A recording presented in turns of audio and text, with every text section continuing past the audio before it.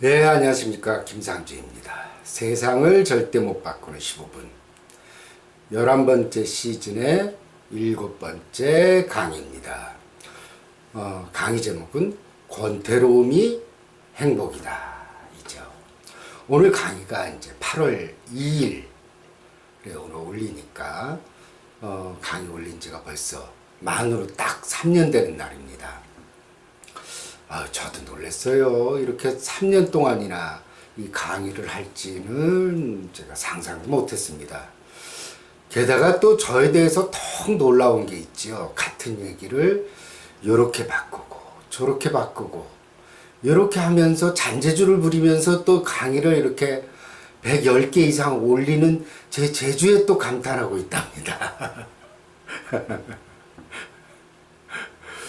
자, 그리고 또 뻔뻔하죠. 예. 자, 오늘은 그리스 신화로부터 이제 시작을 하겠습니다. 제가 그리스 신화 얘기를 왜 하냐면요. 그리스 신화 얘기를 좀 집어넣으면 강의가 참 고급지죠? 그 다음에 있어 보이잖아요. 실제로 제가 전에도 말씀드렸지만은 그리스 신화를 엮어서 한 12개의 그 꼭지로 만든 책이 있는 그 원고를 다 썼는데 내줄 출판사가 없어서 아직도 사상되고 있습니다. 참 안타까운 현실입니다. 어찌됐든 그 니오베라는 테베의 여왕이 있었어요. 그 여왕은 정말 행복한 삶을 살았지만은 이 겸손함이 없었습니다. 그녀는 이제 자신에게 모자란 게 없다고 생각했습니다. 그녀에게는 정말 아름다운 딸 7명, 그리고 잘생긴 아들 7명, 이렇게 14남매를 두고 있었습니다. 그리고 또 여왕이잖아요. 그러니 부러울 게 없죠. 근데 문제는 뭐냐면은 그런 행복감을 계속 자기가 주어진 것에 대해서 행복감을 느끼게 되는데 그게 좀 지루했습니다. 그래서 감히 이제 여신에게 도전장을 내민 거죠. 그 여신 레토가 있습니다. 레토에게는 딱 남매가 있거든요. 태양의 신인 아폴론, 그리고 사냥과 달의 여신인 아르테미스라는 두 남매를 두고 있었습니다. 아르테미스는 이제 그리스 신화에서 아르테미스고 로마 신화로 넘어가면 디아나라고 그러죠. 그래서 디아나의 이름을 따서 다이아나 왕비가 바로 달의 여신을 상징하는 거죠. 자, 이렇게 해서 아니 레토 여신 봐봐라. 겨우 남매 두지 않았냐. 나는 14남매를 두었다. 그러니까 니들 레토 여신을 숭배하지 말고 나를 숭배해라. 그래서 백성들이 레토 여신을 숭배를 그만두게 되었습니다. 그러니까 여신이 어때요? 화가 머리끝까지 치밀어 오르게 되었습니다. 이런 교만한 인간 같으니라고. 그래서 자기 아들인 아폴론과 딸인 그 사냥의 신 아르테미스에게 쟤네들 자식을 모두 죽이라고 했습니다. 아폴론은 이제 날아와서 니오베의 아들을 한 명씩 화살로 쏴 죽이게 되었습니다. 그래서 아들 7명이 다 죽어버렸어요. 그것을 본 니오베의 남편인 암피오는 너무 슬퍼서 자살을 하고 말았습니다. 원래 남자들이 약해요. 하지만 니오베는 여기서 굴복하지 않죠. 잘못을 빌었으면 어떻게 딸이라도 건졌을 텐데 나는 그래도 아름다운 딸 7명이 남아있다고 했습니다. 그러나 아르테미스가 또 나타나서 그 딸들을 한 명씩 화살로 쏘아서 죽이게 되었죠. 이제 딸이 한 명 남게 되었습니다. 그때서야 니오베가 아르테미스에게 간청을 했습니다. 제발 이 딸 하나만을 살려달라고. 하지만 아르테미스는 용서가 없었죠. 그래서 마지막 딸도 숨을 거두게 되었습니다. 그래서 니오베는 슬픔에 겨워서 울고 울다가 발가 되었다고 합니다. 그 바위에서는 계속 샘물이 흘러나오게 되었고 그 샘물은 니오베가 흘린 눈물이라고 합니다.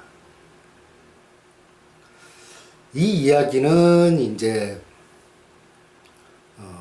널리 회자된 얘기죠. 인간의 교만함이 얼마나 화를 부를 수 있는가. 이거는 뭐 우리가 유명인들의 뉴스를 보더라도 알 수가 있죠. 또 주변 사람들을 보더라도 알 수가 있고요.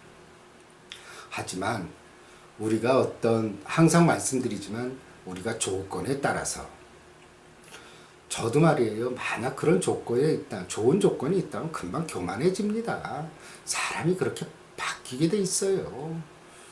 우리가 남들 욕하지만은 그런 조건이 딱 맞아 떨어지게 되면 분명히 교만해지는 게 인간의 마음입니다. 인간의 마음이 참 금방 변하죠. 그러니까 자기 마음을 경계한다는 게 참 힘든 일입니다. 이렇게 해서 이 이야기는 이제 인간의 교만함에 대한 경고를 또 담고 있기도 하고, 또 하나는 저는 이런 생각이 들어요. 자신이 가진 행복감을 느끼지 못한 인간의 그런 자기 만족감을 채우지 못해서 새로운 자극을 찾아 헤매이다 결국 불행을 맞게 되는 또 인간의 운명을 또 얘기하는 것이라고 봅니다. 14남매를 두고 왕비고 더 이상 바랄 게 없음에도 불구하고 더 큰 자극을 바랬던 거죠. 그러니까 14남매 다 두고 그런 상태에서 그 행복감은 어때요? 더 큰 행복감을 우리 인간은 만들려고 합니다. 더 큰 자극을 원하게 되죠. 그 자극의 문제가 바로 여신에게 대항하는 거였죠. 여신보다 자신이 더 낫다고 주장하는 가운데서. 그러니까는 그냥 우리가 행복이 쭉 지속되면 권태로워지거든요. 하지만 그 권태로움이 행복이란 걸 몰랐던 겁니다. 그리고 또한 이 신화의 얘기, 14명의 자녀가 다 죽잖아요. 그리스 사람들도 그렇게 생각한 거예요. 인간의 운명의 냉혹함 같은 겁니다. 우리가 어쩔 수 없이 당하고 겪어야 되는 정말 하루아침에 졸지에 인간의 운명이라는 것이 천국에서 지옥으로 떨어질 수 있다는 것을 얘기하죠. 그냥 흔한 예로 세월호 사건만 보더라도 알 수 있지 않습니까? 그 부모님들은 그냥 정말 하루아침에 지옥을 맛본 거죠. 제가 아는 한 젊은 그 직장인 같은 경우도 교통사고로 두 아이랑 아내가 죽고 말았습니다. 하루아침에 이제 혼자가 됐죠. 하지만 또 씩씩하게 또 살아가는 모습을 보다 보면은 제가 정말 존경심을 가지게 됩니다. 그러니까 우리 인간들이 느닷없이 닥치는 운명에 의해서 얼마나 또 처참하게 불행해질 수 있는지 그것들을 또 보여주는 그런 얘기이기도 합니다. 자, 이제 그리스 신화 얘기를 하다가 이제 영화 얘기를 또 넘어가겠습니다. 해리슨 포드가 1981년도에 인디아나 존스라는 1편 거기 나왔을 때 정말 너무 멋진 청년이었어요. 근데 이제 그게 인기를 더하다 보니까는 인디아나 존스 4까지 나오게 됐습니다. 그 2008년도. 근데 인디아나 존스 5가 나온대요. 그 2018년도. 그래서 제가 인디아나 존스 4 보면서도 이제 많이 늙었다. 정말 세월 이기는 장사는 없구나. 그리고 좀 액션 장면이 참 느릿느릿하다. 그리고 슬로우 모션을 보는 것 아닌가 하는 느낌이 들어서 또 안타까운 느낌이 들었는데 2018년에는 또 어떻게 하시려고 또 영화를 또 계약을 하셨다고 하더라고요. 그 영화 속에 그 주인공 보면은 이제 고고학자죠. 여기서 보면은 우연히 지도를 찾게 되고 보물을 찾으러 이 나라 저 나라로 다니게 되고 그 다음에 악당에게 쫓기고 결국에는 이제 자기의 임무를 완수하게 되죠. 자, 영화 보면서 우리 그 사람의 삶이 부럽기도 하고 참 스릴 있지 않습니까? 이 007 영화 같은 경우도 이제 시리즈로 도대체 몇 편까지 나왔는지 기억도 안 나요. 그 영화를 보더라도 야, 저런 첩보원이 돼서 저 아름다운 미녀들과 함께 저렇게 멋진 임무를 하면 얼마나 좋을까 하는 그런 느낌들을 받을 수 있습니다. 그런데 007 영화 보면서 이런 의문 가지지 않으셨습니까? 아, 저 제임스 본드는 세상에서 제일 멍청한 그 첩보원 아닌가 하는 생각이 들었습니다. 예를 들어서 제가 첩보원이라고 칩시다. 제 이름은 김상준이에요. 하지만 임무 중에 당신 이름 누구예요? 그러면 저는 네, 장동건이라고 합니다. 이렇게 얘기를 하지. 제 실명을 누가 얘기합니까? 하지만 그 007 영화를 보면은 아주 떳떳하게 자기가 이런 얘기를 하죠. 제임스 본드. 아니 실명을 얘기하는 첩보원이 어디 있습니까? 자기 죽이란 얘기랑 똑같죠. 그런 의문을 가진 적 없습니까? 나만 이상한가? 네, 다음 장 보겠습니다. 네.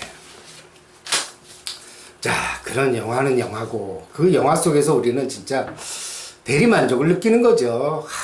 그냥 일상생활을 보면은 아침마다 피곤한 몸을 이끌고 일어나서 이제 같은 노선의 버스나 지하철을 타고 사람들 틈에 끼어서 짐짝 취급을 받으면서 출근을 합니다. 또 어제와 별로 다를 바 없는 업무에 매달리고 또 심지어 잔업을 하느라고 야근하기도 하죠. 어쩌다가 이제 회식을 하지만 맨날 똑같죠. 뭐 2차는 노래방. 그리고 이제 직장 상사가 노래를 부르면은 탬버린맨이 돼서 열심히 그 분위기를 또 맞춰주기도 합니다. 이런 다람쥐 쳇바퀴 도는 일상이 반복되다 보면 사람들은 이제 권태로울 수밖에 없죠. 그래서 영화 속의 주인공을 부러워합니다. 영화 속의 주인공은 어때요? 뭐 불현듯 어떤 기회가 찾아오고 그 다음에 멋진 임무를 수행하고 세계 각지를 돌아다니고 능수능란하게 위기를 해결하고 죽음 앞에서도 전혀 뭐 두려워하지 않죠. 당당하게 절대 죽지 않죠. 불사조 같은. 이렇게 멋지게 사는데 이게 뭐 해외여행은커녕 국내 여행도 벼르고 별로서 몇 년에 한번 가야 되는 게 또 우리 삶이지 않습니까? 또 영화 속의 주인공은 돈 걱정, 또 회사에서 잘릴 걱정 이런 거 하지 않습니다. 하지만 항상 이런저런 또 걱정들로 우리는 또 살고 있죠. 또 영화도 그렇지만 또 드라마 보면은 또 얼마나 또 흥미진진합니까? 그냥 고급스러운 저택에서 매일매일 갈등이 일어납니다. 그런데 그 주인공은 또 그 위기를 잘 넘어가고 그 고통 속에서도 자기 뜻을 굽히지 않고 그렇게 해서 나중에 또 신데렐라가 되지 않습니까? 이런 드라마들을 보면서 또 우리는 대리만족을 하게 되죠.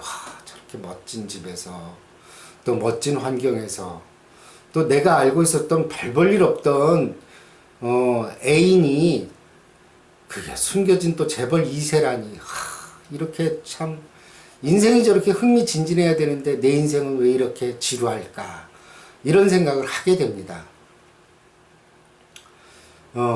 이 주변 그렇게 해서 이제 현실을 돌아보면은 맨날 똑같은 일이 반복되고 남편을 보면은 맨날 또 피곤하다 그래서 집에서 뒹굴거리고 있고 TV나 보고 또 남편의 월급은 항상 부족해서 그것을 갖다 돈을 어떻게 써야 될지 그 머리 짜내느라고 이제 그것을 계획하느라고 이제 머리에서 쥐가 날 지경이죠. 그래서 우리는 이제 뭔가 색다른 변화가 있었으면 좋겠다. 삶이 참 권태스럽다. 이런 생각들을 하게 됩니다.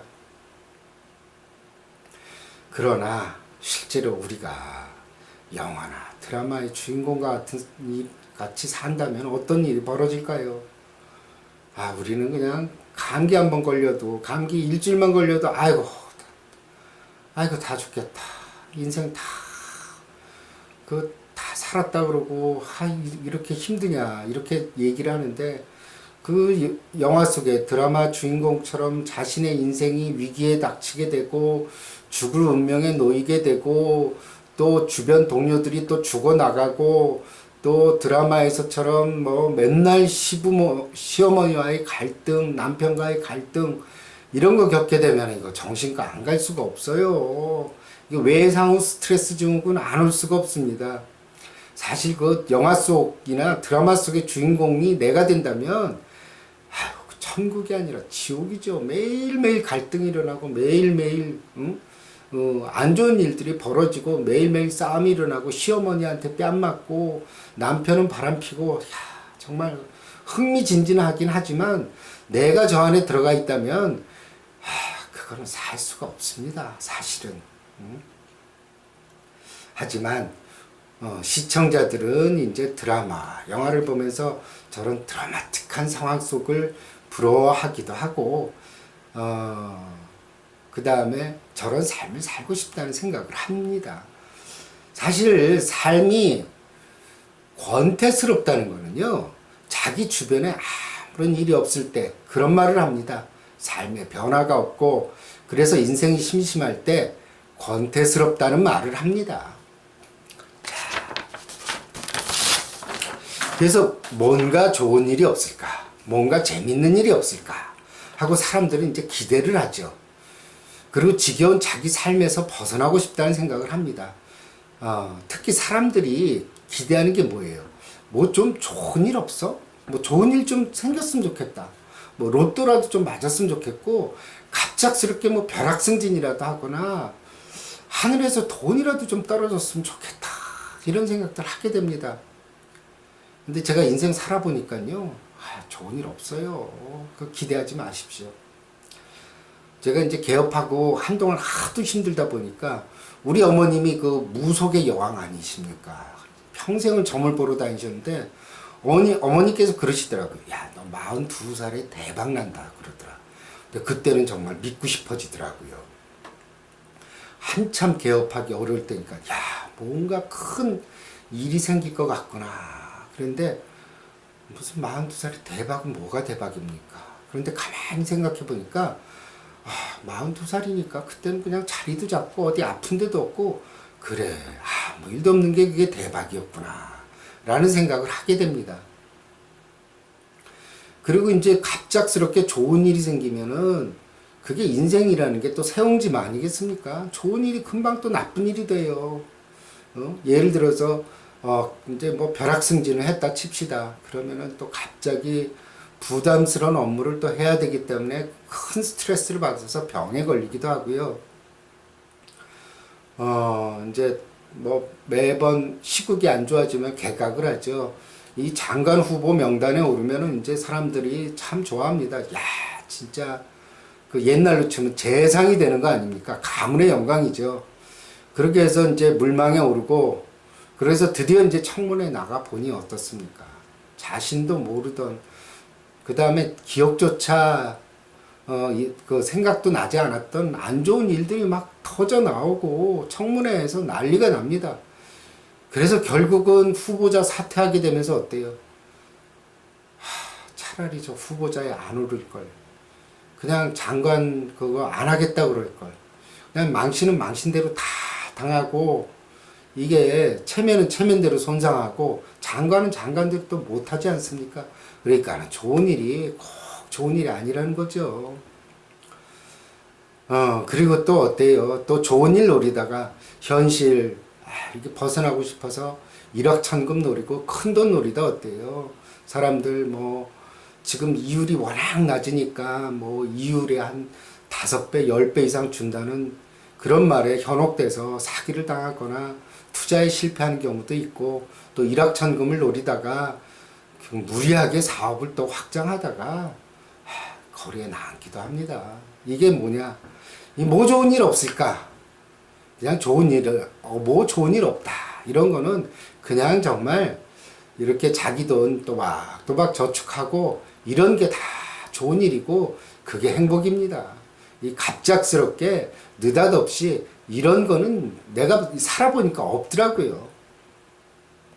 그래서 제가 권태로움이 행복이라는 것은 인생이라는 게 말이에요. 이런 일, 저런 일 계속 닥치는 게 인생입니다. 이게 해결되면 저게 터지고, 저게 해결되면 이게 터지고, 자식이 속썩이다가 이제 또 좀 정신을 차리다 보니까 내 몸이 아프고, 또 내가 이제 좀 경제적으로 조금 여유가 있으려고 하다 보니까 벌써 은퇴할 나이가 돼버리고, 또 내가 조금 우리 집안이 좀 안정된다 싶으면 또 부모님이 아프시고, 뭐 이런저런 일들이 계속 되죠. 그러면 권태로울 틈 없습니다. 누가 그런 삶을 권태롭다고 합니까?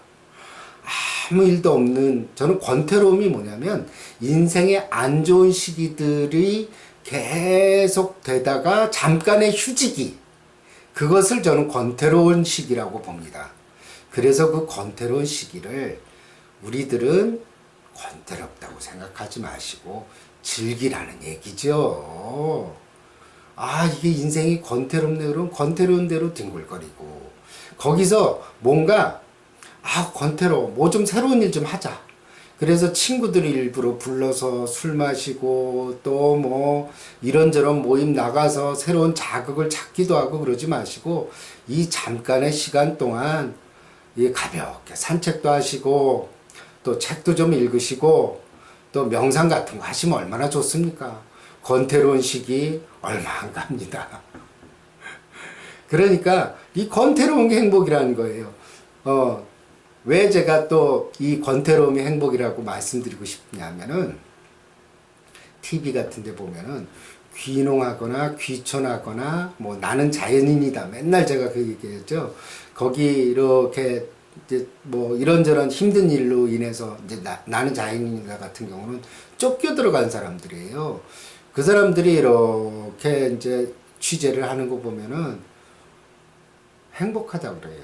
근데 거짓말하는 것 같지 않아요? 정말 행복해 보여요. 실제로도. 물론 외로움도 있죠. 그리고 귀농이나 귀촌한 사람들도 아, 정말 하루하루가 도시에서 자기가 어떻게 살았는지 모르겠다고 얘기를 합니다. 그런데 그 삶을 한번 좀 보세요. 도시 사람들이 보기에는 정말 권태로운 삶이에요. 아침에 일어나서 나가서 뭐 텃밭을 가꾸거나 아니면은 뒷산에 가서 그런 뭐 약초를 구하기도 하고, 또 냇물에서 세수도 하고, 어떤 분은 목욕하기도 하고, 정말 단조로울 이럴 데가 없고, 전기도 안 들어와서 TV를 보거나 이런 것들도 하지 못하는 그런 생활이에요. 영화는 말할 것도 없죠. 백화점 쇼핑도 못하고, 그리고 뭐 거기에 스타벅스가 있습니까? 커피빈이 있습니까? 아무것도 없어요. 또 책도 몇 권 읽지도 않습니다. 그냥 자연과 벗삼아서 하루하루 새소리 듣고 시냇물 흘러가는 소리 듣고 바람 소리 들으면서 생활합니다. 그러니까 도시인들이 보면은 아우 저거 지겨워서 어떻게 살아, 난 저렇게 못 살아, 이렇게 얘기하는데 어때요? 도시인들이 생각하는 그 권태로운 삶, 지겨운 삶, 아무것도 변화가 없는 삶들, 그런 삶들이 바로 행복이라는 겁니다. 그러니까 우리가 새로운 자극을 찾고 새로운 일들을 벌일 때는 그 각오도 또 해야 된다는 거죠. 거기에 따르는 어떤 불행이라든지 위험이라든지 아니면 내 욕심으로 인해서 내가 처한 현실도 굉장히 위태롭게 만들 수 있다는 겁니다. 우리가 자꾸 좋은 일 없어? 뭐 좀 좋은 일 뭐 좀 찾아볼까 하는 그런 가운데서 우리의 자극을 계속 충족하기 위해서 우리가 버리고 있다는 것들을 우리가 많이 잊게 됩니다.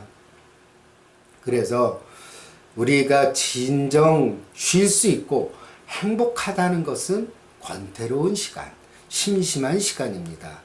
그러니까 내가 이렇게 권태롭다니 참 얼마나 행복한가, 이렇게 생각하시기 바랍니다. 그 지루함을 즐기시기 바랍니다. 그 권태로움은 인생에서 주어지는 아주 귀중한 시간들입니다. 그 시간에 뭐 자꾸 자꾸 일 벌리고 사람들 만나고 번잡스럽게 하지 마시고 그냥 조용히 머물러 보십시오. 그 권태로운 시간이 얼마나 짧은지는 나중에 지나보면 알게 되실 겁니다. 인생에서 권태로운 시간은 사실 별로 없습니다. 그러니 그 귀한 시간을 잡기 바랍니다. 그러니까 그 귀중한 시간을 그 심심한 대로 권태로운 대로 밋밋하게 그렇게 보내는 것이 정말 행복입니다. 그 권태로움이 인생의 바로 휴식 시간입니다. 감사합니다.